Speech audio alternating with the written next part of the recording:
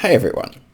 Today's video has 3 points and you're going to want to stick around because the third point is a secret as to the one thing you can do to maximize the reach you're getting from your content marketing.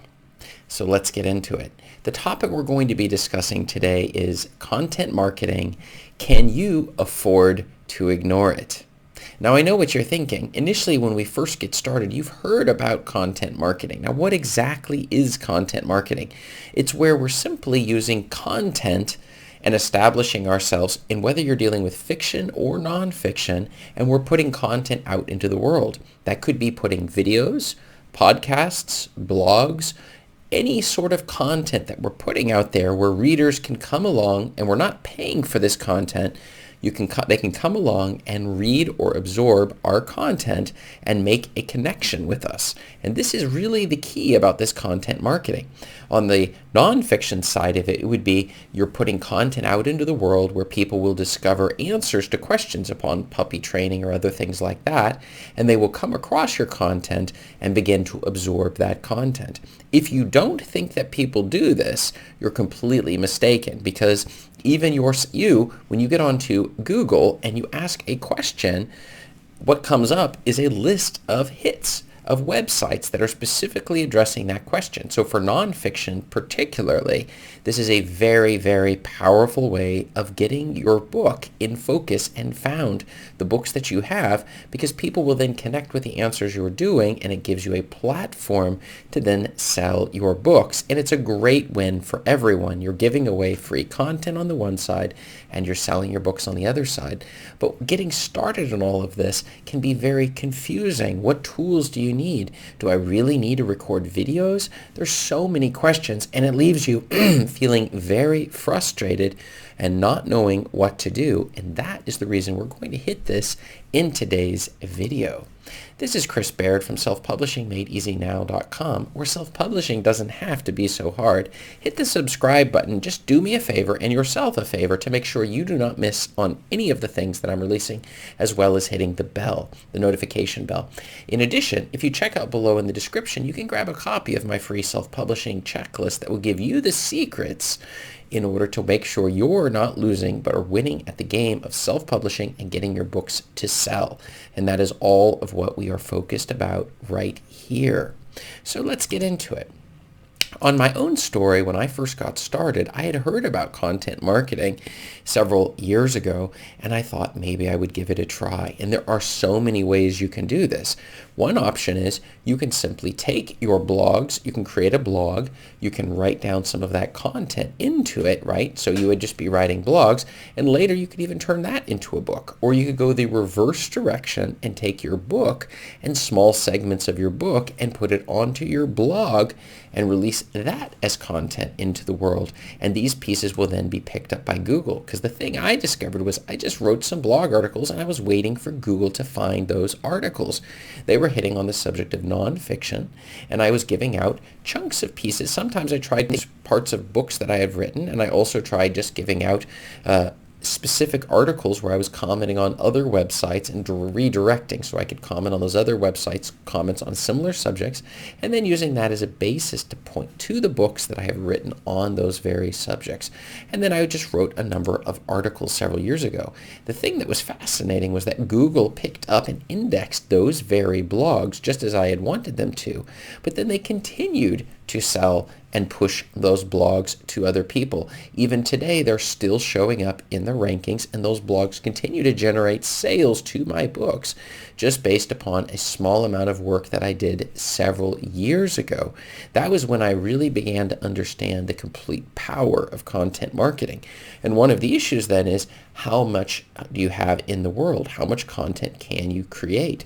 And so I continued that process, and I saw that this traffic was specifically aimed at my target audience. So for example, if you're writing a book on puppy training and you have a number of articles about puppy training, you can use those articles to sell your book on puppy training. You can also use it to sell affiliate products that you've tried with puppy training, from food to dog bowls to all sorts of gadgets and fun things that you could sell for puppy training. And as a result, people will then find your page, making sure that it's the most helpful page you can make it on the internet. And then what happens is they'll find your page and they will click those links in your page, buy your books, click on your affiliate links, buy your products, and you're continuing to raise money. In the same way, this would work for fiction books. Not as easy, but still it works, where you're simply creating pieces of fiction, whether short stories or segments from your existing books, in order to attract that audience. We're trying to find the core audience, and we're building an email list with those people so that we can contact them on a regular basis to make sure they know and have heard about our books and the things that we're coming out with. This also helps when it comes to getting reviews for our books. So it's the number of ways of which this can be used is unlimited. There's just so many ways that content marketing can simply work. And for me, that was exactly what I discovered was an incredibly powerful tool. But let's get into the specific answers of it. Content marketing, can you afford to ignore it? Well, I'm of course going to say, no, you can't afford. And the first thing is, it's the absolute cheapest way to get sales for your books. It's cheaper than running ads. It's cheaper than anything because Google and the other search engines are just continually pushing traffic in your direction. And so it's free traffic where if you're able to convert that traffic into customers who buy your books and readers, we can end up with a funnel where you have this traffic coming in for free on work that you did years ago, and it's continuing to bring these people in. They just can't get enough of your works. You see, so you're putting a short story out there, or small little segments, or poetry, or nonfiction answering questions. It is a slow game because generally speaking, when you're creating content, it takes between 3 months to 12 months for Google to fully index the work that you're doing. So you do not get rewarded immediately. This is a long-term game, and we're going to be putting out content on a regular daily or weekly or monthly basis in order to ensure whatever's comfortable for us. We still need to continue producing books, okay? But we're going to be producing this content as well, and it will be in a different forms, which we'll hit on our second one, which is you're going to choose the format which works best for you. A couple of the options would be video, which you would do on YouTube, like I'm doing right now. Podcasts is another option for you if you don't want to have your face on video, even though having your face on video brings connection with your audience. It helps them better understand who you are as a person, which then helps again to drive sales to your books. And also blogs, which is perhaps one of the best ones because nobody can flip the off switch on your blog. So you've written your blog and it gets indexed by the different search engines and they're just sending you free traffic. Does that make sense? And so this is a free way of getting traffic to your books, and that's a very important thing. And this is the number one challenge you as an author are going to experience, especially as a self-published author, because as you go, how are you going to find new readers? They're not just going to magically find you. And in order to find new readers, you need to be given a chance. But who's going to give your book a chance if they don't know? It's just too big of a risk. And that's the reason why getting your face out there. And many authors are on YouTube even now where they will record themselves reading parts of their books. They'll talk about writing. They'll push their books in as many different ways as possible. They'll get on other people's channels and discuss their books. There's so many different ways that you can use these different formats in order to be discovered. And that is your number one problem. So many people get worried about, I need to have my books copyrighted so nobody steals what I've written, or I need to make sure my books are perfect. The problem you're going to have is not your quality of your books per se, but rather just being discovered in the first place. And this is something that so many authors don't understand. The other thing is that you can't just take your book and spam it all over Facebook groups and stuff. Nobody buys books, especially, please do not do that to authors groups where you meet a group of authors and all they're doing is spamming their books at each other. This simply does not work to sell your books. You're not connecting to people at a personal level. If, in fact, what you're seeing even here right now, this is about connecting.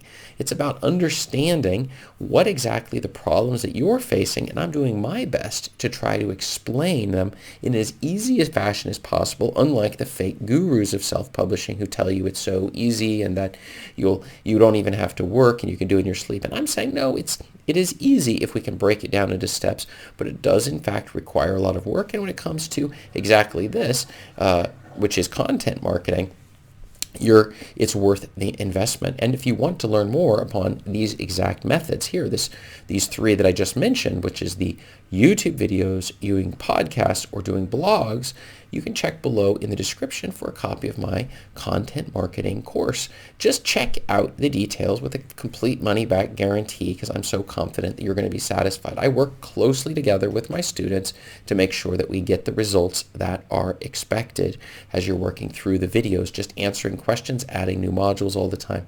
There's lots of things that we do in order to ensure that content marketing, you can at least give it a try.